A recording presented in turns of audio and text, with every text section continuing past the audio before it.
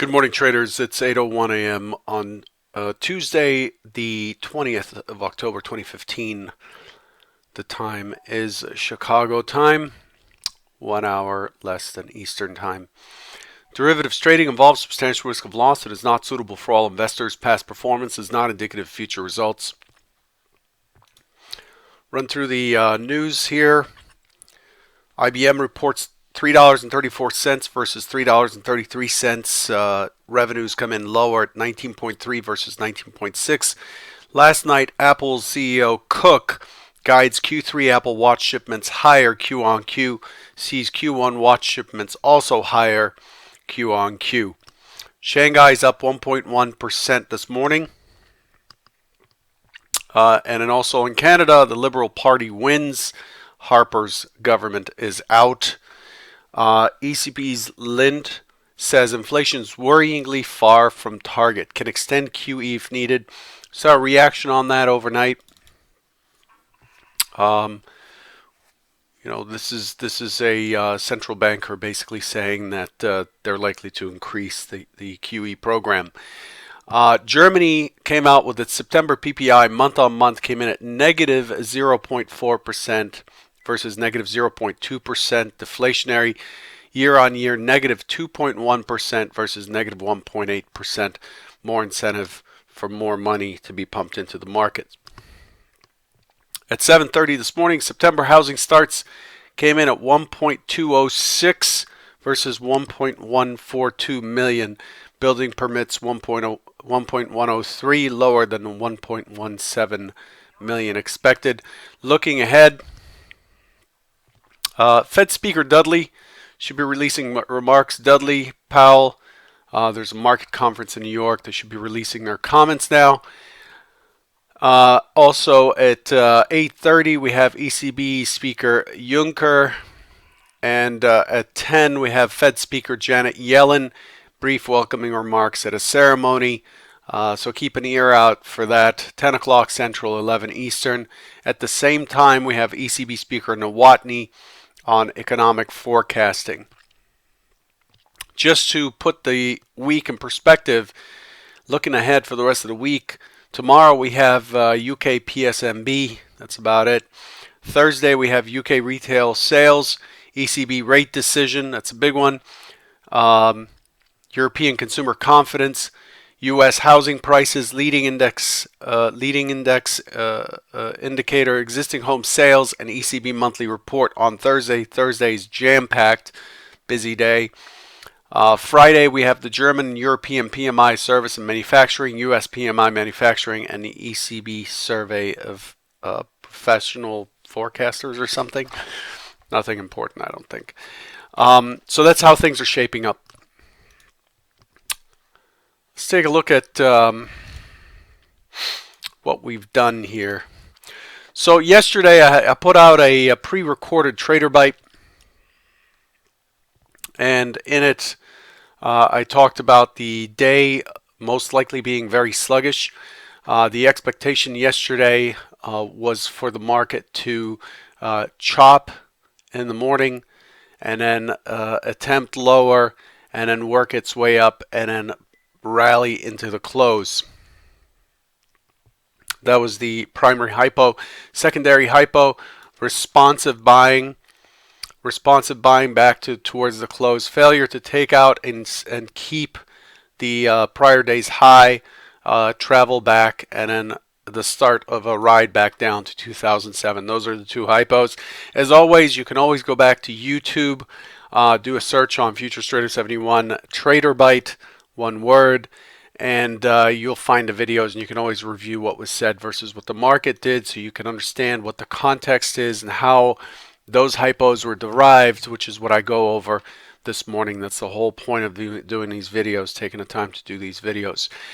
What we got instead is a choppy open, test low earlier, more chop, take out the overnight high, the prior day's high, and then it failed to hold that high, which to me was a big indication that we're likely to take out the initial balance low here at 2014 and a quarter. That did not work out. I ended up looking for a pullback to the mid for a poke of the IB low, chop, and then back and close towards the mid. That's basically what I came up with as a plan once I saw this. Instead, we just chopped around and didn't really do anything. We ended up getting that rally into the close. We've been getting that rally into the close pretty much consistently. You could see it there yesterday. And if I scroll back, look at a 15-minute, it's kind of a regular theme in this market. You'll see, whoa, what happened there? You'll see, oh, okay. It's like a delayed response from my mouse. You'll see a rally into the close there, rally into the close there, rally into the close there. This failed, but then again it resumes on the way up, rally into the close, rally into the close, rally into the close. And that's where that Hypo 1 prediction of a rally into the close comes from. Just remember, nature, I'm a scientist by nature, but in nature, things happen in cycles. It's where the Fibonacci thing came from, right?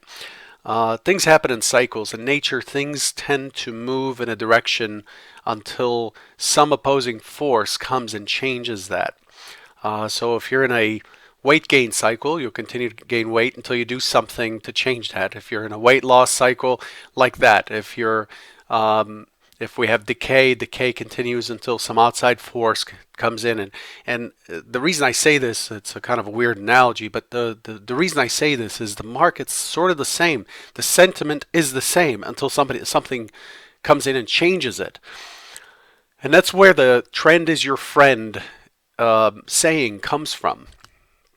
And that's why when we're trading in prop, when my prop guys are trading, and they take 3 losses in a row, they have to stop. You have to break you have to exert an external force on their trading to stop that bleeding. When someone has taken a limit down day, a bad day, our goal is to create a streak of 3 winning days. I don't care if it's $5, but look for 3 winning days in a row, 3 green days. Right, we used to say around the office, did you get your green? And you're looking for 3 green days in a row because it creates a new streak. If you're in a losing streak, unless you're systematically trading, it is best to slow down. It's great. It's important. It's a very unappreciated skill to take time off. Just take time off. If you're having a really bad week, don't force it into Friday. Friday's a great day to take off and to have a long weekend and come back, spend Sunday night doing some homework, come back refreshed on Monday, and you're breaking that streak. And the market right now is unable to break this streak of buyers. However, yesterday, even though, so let's zoom in a little bit here to see where we are. Point of control, at the high end of the range, we expect a higher high the next day. Boom. That's a statistical probability. It's not 100%, but it's fairly consistent. The next day, we have a higher point of control. So point of control moved from there to there. Yesterday, point of control remained in place with a higher high and a higher low. That's a shot across the bow when it comes to value. That's not perceptible on a daily chart. On a daily chart, this bar, it looks strong. Higher high, higher low, closing at the high, a green bar. So let's look at that on a daily chart. You'll see what I'm talking about. I know I'm kind of slow today here on the uptick. So you can see this bar here looks fairly bullish. This hammer, fairly bullish. But the value within this bar, the value with this bar stayed the same. And that's a warning. That's traditionally been a warning. So we don't know which way this is likely to break. Probabilities are in play. But when we have a point of control that's basically in line with the prior point of control, even on a higher high, I start to wonder, I start to worry about the rally's ability to continue. Now, these 2 days are balanced within each other. So what do we do when we have 2 balanced days? We build a composite, a micro composite. You can see this composite has 2.26 million contracts in it, which is about the average over 2 days. And essentially what we do is we look at these 2 days as one big day, so to speak, and we look for where balance is, and balance is at yesterday's point of control at 2020. So to me, anything below 2020 today, and you can see that the overnight session got to 2019 and a quarter. Anything below 2020 and chop and then break and then unable to get 2020 will likely have us riding back down the flagpole here from 2010 to 2007 and then all the way down to 2001 as outlined in yesterday's Trader Bite. So that's how things are shaping up going forward. The trend for buyers is slowing down in value. Price action is showing balance. Higher highs showing the continuation of a higher high, higher low trend, but value saying, we're not able to find or move value up outside of the prior day. We have balance. And so today is likely to be very choppy on the open. We're opening inside of value, inside of the range, inside of value. We keep pushing up against that. Remember the 2029 quarter is the next resistance, and we get that from the last time we were here, which is August 20th. So this is the 2029 quarter right there. That's the level. So you can see here the market found buyers, pushed up, and then we had the big drop, and then the very next day we had that very large trading day, very large range, and a very, very high VIX. But we're back into this, the August 20th day, and that's the template day, and 2029 is the area that we're targeting above. But the market's slowing down as it pushes into it. Value is not moving very well, and the market is tending to be imbalanced. It looks like it wants to sell off, and then you have a big rotation up. Like here, it looks like it wants to sell off, and then immediately you get this big rotation up. This is total balance. I expect that to continue today, but know that we have a powder keg here of compression that is building up, and therefore the move out of here is likely to be fairly strong. So this is a situation where, let's say you get short, betting on the probability of 2007 getting hit. When we move above this area and out of this area, this is not one you want to be stubborn with, because it's got plenty of energy. For this volume to exist here, there have to be, the volume is on the sell side just like it is on the buy side, because for every contract bought, there's a contract sold. So all this volume has got to dissipate somewhere, or a good chunk of this volume is likely to dissipate somewhere, as it is short-term volume, short-term interest.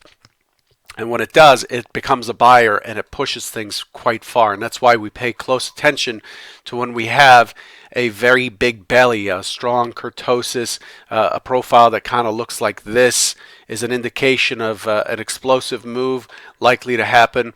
And then when we have a profile that is Gaussian or normal distribution like that, it gives us a very clear outline of where value is.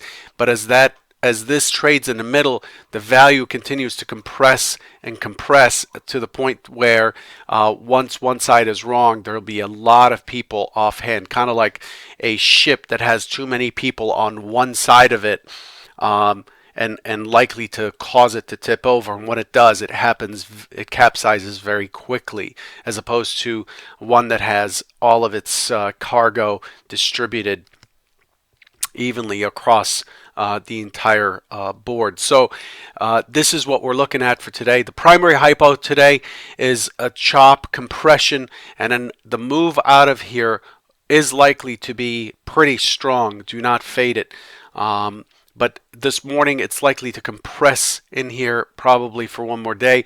I'm not looking at anything on the calendar that says we're waiting for a catalyst that is likely to push this through until we get to the ECB on Thursday, which is a big release, right? We're looking for the European Central Bank to kick in another round of quantitative easing, which is what they're hinting towards with the fact that inflation is not improving at all.